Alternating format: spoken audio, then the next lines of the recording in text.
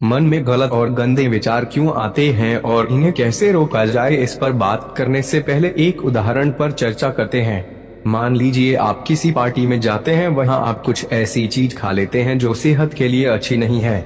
उसमें कुछ मिलावट है या फिर उसमें हानिकारक जीवाणु पनप चुके हैं। ऐसी चीज खाने के बाद आपकी तबीयत खराब हो जाती है और आपको बुरी तरह से गैस बनने लगती है।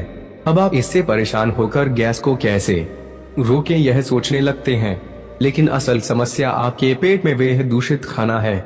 गलत संगत अहम कारण। ठीक यही उदाहरण आपके विचारों पर भी लागू होता है। हम अपनी सभी इंद्रियों से अगर ऐसी चीजों का सेवन करें जो उत्तेजक हों, अश्लील हों, तो जाहिर सी बात है कि हमारे मन में भी वही बातें घूमती रहेंगी। कैसे दूर करें? इन्हें दूर करने का उपाय जानने से पहले एक और कहानी सुने। एक व्यक्ति के सिर पर बाल नहीं थे। उसे एक वैद्य मिला जिसने दावा किया कि वह उसके सिर पर बाल उगा सकता है, लेकिन उसे बदले में 10 लाख सोने के सिक्के देने होंगे।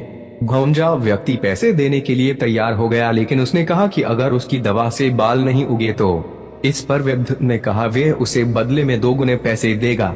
गंजे ने 10 लाख सोने के सिक्के दे दिए और दवा लेकर चलने लगा, तो वैद्य ने उससे कहा दवा खाने की शर्त सुनते जाओ। दवा खाते समय मन में आम का ख्याल नहीं आना चाहिए।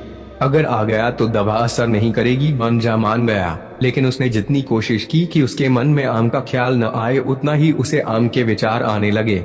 असल में यह मन का स्वभाव है कि उससे जितना दबाएं वे उतना ही ताकतवर होकर उभरता है। ऐसे में क्या किया जाए?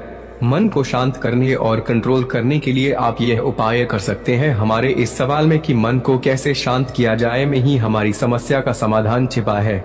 जब हम कहते हैं कि मन को कैसे शांत करें, तो इसका मतलब है कि हम और हमारा मन अलग है। मतलब हम अपने मन से उसी तरह परेशान हैं जैसे हम अपने 3-4 साल के छोटे बच्चे की शैतानियों से परेशान होते हैं। वह बच्चा हमारा है, लेकिन ध्यान रहे कि हम बच्चे से अलग हैं। हम उसे शांत कर सकते हैं।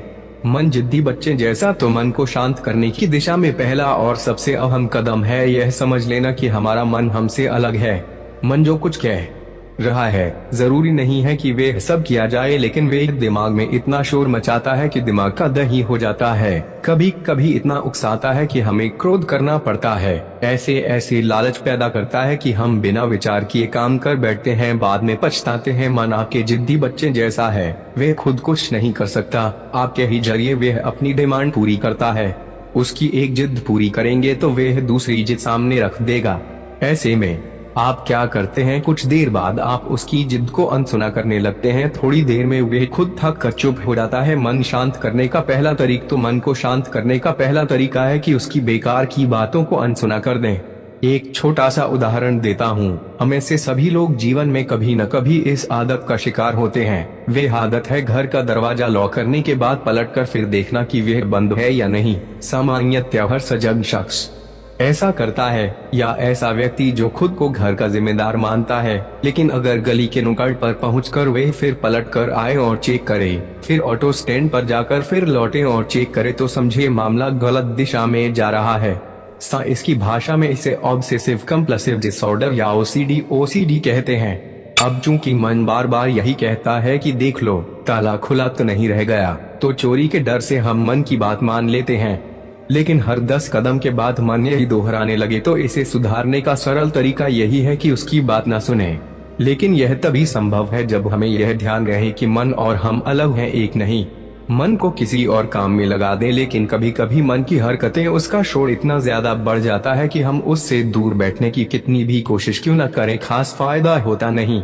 ऐसे में हम क्या करते हैं? फिर वही बच्चे वाला एग्जाम्पल लें। बच्चे की जिद से परेशान होकर हमने उसे अनसुना करने का फैसला किया, लेकिन वे इतना शोर करने लगा कि अनसुना करना मुमकिन नहीं। तब हम उसे कोई खिलौना या कॉमिक या कुछ ऐसा दे देते हैं कि वे उसमें लीन हो जाए। अगले स्तर पर मन के साथ यही करना है। आपने सुना भी होगा, खाली दिमाग शैतान का घर होता है।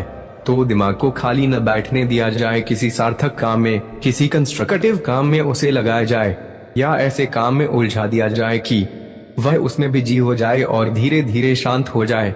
मन को शांत करने का ध्यान यहाँ हमारे समाधान का वे हिस्सा आता है जिसे सरल शब्दों में मेडिटेशन या ध्यान भी कह सकते हैं। योगी जन मानते हैं कि हमारे ऊर्जा शरीर में 7 मुख्य केंद्र होते हैं। ये हमारी टेल बोन या रीढ़ की हड्डी के निचले सिरे से सिर के ऊपर तक स्थित होते हैं। शरीर के निचले हिस्से में मूलाधार चक्र, फिर उसके ऊपर पेडू के पास दूसरा चक्र स्वाधिष्ठान चक्र होता है, उसके ऊपर नाभि पर तीसरा चक्र मणिपुर चक्र होता है, उससे ऊपर सीने के बीचों बीच अनाहत चौथा चक्र, इसके बाद पांचवा चक्र विशुद्धि, गले के बीच में छठा चक्र, माथे पर आज्ञा चक्र और सिर के टॉप पर सहस्रार चक्र सातवां चक्र है। अब इसे करना कैसे है, तो इसके लिए आप एक शांत जगह पर आरामदायक कपड़े पहनकर बैठ जाएं और क्रम से इन चक्रों की कल्पना करें और ध्यान वहीं ले जाएं। ऐसा 10 मिनट तक करने पर मन शांत होता है, लेकिन हर समय ऐसा नहीं कर सकते तो उसके लिए दूसरा तरीका है। सांस का मन के साथ गहरा संबंध है। आप अपने मन को अपनी सांस पर केंद्रित कर सकते हैं। गहरी सांसें लें, महसूस करें कि किस तरह बाहर से हवा आपकी नाक में प्रवेश करती है, कैसे वे आपके फेफड़ों में आती है और वहां से खून के जरिए पूरे शरीर में प्रवेश करती है।